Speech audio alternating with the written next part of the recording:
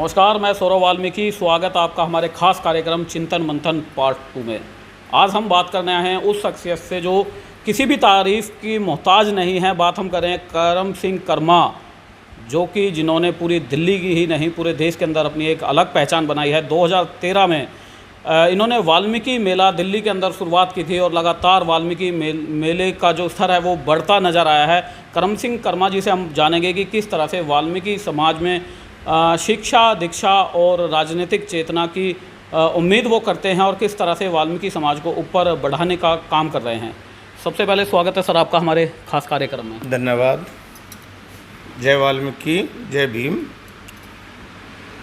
हमने वाल्मीकि मेला 2013 में लगाया क्योंकि आज तक पूरे भारतवर्ष में किसी संस्था ने या हमारे किसी भी संगठन ने या हमारे किसी भी कोई यूनियन हो या कोई किसी भी तरह की पार्टी हो, वाल्मीकि समाज के उन बच्चों को मान सम्मान नहीं दिया कभी भी जो अंतर्राष्ट्रीय खिलाड़ी हैं या वो शिक्षा के स्तर पर IAS, IPS या डॉक्टर, इंजीनियर या किसी भी प्रतिभा में वो निखर कर ऊपर आए हैं। आज तक कोई भी मंच ऐसा नहीं लग पाया था पूरे भारतवर्ष में कि जो वाल्मीकि समाज को मान या सम्मान दे सके। तो हमने सिर्फ, क्योंकि मैं वाल्मीकि समाज का होने के नाते मैं एक स्पोर्ट्समैन भी हूँ, तो उस पीड़ा को बाखूबी समझ सकते हैं कि अदर समाज का कोई जीत के आता है तो उसके समाज के लोग उसको कंधों पे बिठाते हैं, नोटों की मालाएं डालते हैं, कोई ज़मीन देता है, कोई उसको गाड़ियाँ देता है, कोई भैंसे देता है, कोई घी देता है। लेकिन हमारे समाज का चाहे कोई कितनी भी मेहनत करके बच्चा अगर आगे बढ़ता है तो उसको कहीं से मान और समाज की उम्मीद हमने आज तक दिखाई नहीं दी थी। इसीलिए एक वाल्मीकि मेला हम उनको सम्मान देने के लिए लगाते हैं जिन्होंने वाल्मीकि समाज का नाम रोशन किया है। तो वाल्मीकि मेले के माध्यम से हम उनको मान और सम्मान देने का कार्य करते हैं। वाल्मीकि मेला नॉन पॉलिटिकल मेला है, उसमें गायक भी, जितने भी सिंगर आज तक आए हैं वाल्मीकि समाज के आते हैं। सुनने वाले भी वाल्मीकि होते हैं, देखने वाले भी वाल्मीकि होते हैं, कार्य करने वाले भी वाल्मीकि, बाउंसर भी वाल्मीकि होते हैं और जितने भी स्टॉल लगते हैं वहाँ खाने के या किसी भी चीज़ के, वो सब वाल्मीकि समाज के लोग लगाते हैं। तो मेला ऐसा जरिया है जहाँ पर समाज को एकजुट इकट्ठा होता नज़र आया। क्योंकि किसी भी अगर हम मीटिंग में जाते हैं या कभी भी समाज की कोई भी मीटिंग हो, पंचायत हो, तो हमारी बहन बेटियाँ कभी भी मीटिंगों में नहीं जाती। हम लोग जाते हैं और अपना घर पे आ जाते हैं। लेकिन वाल्मीकि मेले में आप देखोगे कि लोग विद फैमिली, बच्चों को सहित अपने पोता पोतियों के साथ, अपनी बहन लड़कियों के साथ, अपनी मिसेज को लेकर साथ, पूरी फैमिली के साथ, रिश्तेदारों को भी वाल्मीकि मेले में एकजुट होते हैं। और मतलब बहुत बड़े स्तर पर आज हम कह सकते हैं कि कई स्टेटों से, उत्तराखंड से, पंजाब से, हिमाचल से, राजस्थान से, MP से, UP से, बिहार से, महाराष्ट्र से, बहुत स्टेटों से आदमी मेले में आते हैं। और धीरे धीरे वाल्मीकि समाज का वर्चस्व पूरे समाज में अब एकजुटता होती नज़र आ रही है। और देश से तो आते ही हैं और विदेशों से भी हमने, जैसे वैज्ञानिक हैं या विदेशों में भी जिन्होंने महारत वाल्मीकि समाज का नाम रोशन किया, हम उनको भी यहाँ पर मान सम्मान देते हैं। और देश, भारत में नहीं, आज ये मेला इंटरनेशनल मेला बन चुका है। बिल्कुल। आप कर्मा जी, एक जो आज पार्टी है भाजपा, वो केंद्र में सरकार चला रही है, उसमें आप दिल्ली प्रदेश के उपाध्यक्ष हैं। क्या उम्मीद करते हैं वाल्मीकि समाज के लिए कि पार्टी आपकी क्या करेगी?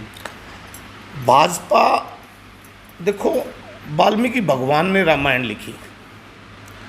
आज तक इतिहास में आपने 26 जनवरी में भाजपा की नीयत, मोदी जी की नीयत को आपने देखा, योगी जी की नीयत को आपने देखा कि आज तक इतिहास में वाल्मीकि झांकी, वाल्मीकि रामायण से वाल्मीकि जी का नाम धूमिल हो चुका था। तुलसीदास जी की रामायण से ही गांव में रामलीला करते थे लोग। लेकिन एक योगी जी, मोदी जी, अमित शाह जी, हमारे जो सीनियर नेतृत्व भारत भाजपा का, आज उस नेतृत्व ने अपना अंदर की दिल दिखाया और उन्होंने एक ऐसा इतिहास रचा है जो वाल्मीकि भगवान के साथ राम मंदिर को जोड़कर उन्होंने झांकी निकाली है। वो आज तक इतिहास में पहली बार हुआ और वो सिर्फ भाजपा के राज में ही हो सकता था ऐसा काम। और भाजपा सर्व समाज के साथ एक नज़र से देखती है, वहाँ कोई जाति का भेदभाव नहीं होता। वहाँ पर सभी एक घाट पर पानी पीते हैं, सभी को एक पलड़े में तोला जाता है। वहाँ अलग अलग जातियाँ, जैसे और राजनीति पार्टियाँ जाति की राजनीति करती है, भाजपा जाति की राजनीति नहीं करती। कर्मा जी, अभी जो महामारी कोरोना जो चला है उसमें दिल्ली सरकार ने 1 करोड़ रुपए की जो राशि है वो कोरोना वॉरियर्स को देने की घोषणा की थी। तो अभी तक सफाई कर्मचारी उस घोषणा से और उस राशि से अभी तक वंचित है। क्या लगता है आपको? वो आदमी, उसकी करनी में और कथनी में बहुत अंतर है। वो झूठा आदमी है और झूठ के पुलिंदों पे ही उसने सरकार बनाई है। जो अपने गुरु का नहीं हो सका वो किसी का नहीं हो सकता। रही वाल्मीकि समाज के साथ, तो शुरू से ही सौताला व्यवहार करता हुआ आया है और आगे भी उससे वाल्मीकि समाज को, मैं तो ये कहूँगा, प्रार्थना करूँगा हाथ जोड़ के कि वाल्मीकि समाज उससे कोई उम्मीद ना लगाए। केजरीवाल तो कहते हैं कि मोदी दिल्ली में काम नहीं करने दे रहे हैं, मोदी उनको बजट नहीं दे पा रहे हैं एमसीडी के अंदर। 13,000 करोड़ रुपए उसके घर के बाहर धरना दिया। 13,000 करोड़ रुपए वो सिर्फ वाल्मीकि समाज को नहीं, पूरी एमसीडी को धोखा दे रहे हैं। क्योंकि वाल्मीकि समाज एमसीडी में एक सफाई कार्य से 95% जुड़ा हुआ है। इसलिए वो सिर्फ ये जाहिर करना चाहते हैं कि वाल्मीकि समाज को बीजेपी के खिलाफ करें और इनको त्राई मचा दें, सैलरी ना दें। एमसीडी को वो पैसे नहीं देगा तो एमसीडी वाल्मीकि समाज को पैसे नहीं देगी और वाल्मीकि समाज ये समझेगा कि भाजपा ने हमारी सैलरी रोक दी, भाजपा की बुराई करेंगे। लेकिन आज वाल्मीकि समाज समझदार हो चुका है। उसने देखा है कि अगर 13,000 करोड़ केजरीवाल ने नहीं देने होते तो अभी 1,500 करोड़ रुपए क्यों दिए। उसने 1,500 करोड़ रुपए अब क्यों दिए, किस खुशी में दिए। और जब दिल्ली पुलिस को 1 करोड़ रुपए दे सकता है, जबकि दिल्ली पुलिस उसके अंडर में भी नहीं आती, लेकिन जब शिवर में कोई गरीब का बच्चा मरता है तो केजरीवाल की आंखें बंद हो जाती हैं। केजरीवाल को दिखाई नहीं देता। एक रिक्शे वाले को दे सकता है, एक डीटीसी वाले को दे सकता है और अपनी वाहवाही करने के लिए हरियाणा तक जाकर 1-1 करोड़ रुपए देता है। लेकिन अब डॉक्टर भी, नर्स भी, एमसीडी के कर्मचारी भी, सफाई कर्मचारी भी, टीचर भी कितने मर गए। अब वो दिलेरी कहाँ गई? अब भी तो सबको 1-1 करोड़ रुपए दो। अब वो कोरोना में मरे हैं, वो भी तो किसी के बेटे थे, किसी के भाई थे, किसी के बाप थे। अब दो, और वाल्मीकि समाज के साथ तो इसने पहले ही बहुत बड़ा षड्यंत्र किया है। अब नहीं होगी शिविर में सफाई से मौत, ऐसा इश्तिहार लगाया और सारी 200 गाड़ियाँ जो आई वो दूसरे समाज में, जिनके घरों में पेट्रोल पंप है, जिनके घरों में IAS IPS लोग नौकरी करते, जिनके फैक्ट्रियां हैं, उनके घरों में, जिनके घर पहले ही भरे हुए हैं, उनमें गाड़ियां दे दी। और वाल्मीकि समाज से तो 70-70, 80-80 हज़ार रुपये प्राइवेट नौकरी करवाने के लिए, उस बस गाड़ी पे काम करवाने के लिए रिश्वत और ली जा रही है। तो इतना बड़ा घोटाला जो इसने किया है। बोला 5 लाख रुपए दो, तो जब मैं पहले तो बोला फ्री में मशीनें दूंगा, जिनके घर में सीवर साफ करने वाला मर गया उनको 1-1 मशीनें उनके घर में दी जाएंगी। वो नहीं बात मानी।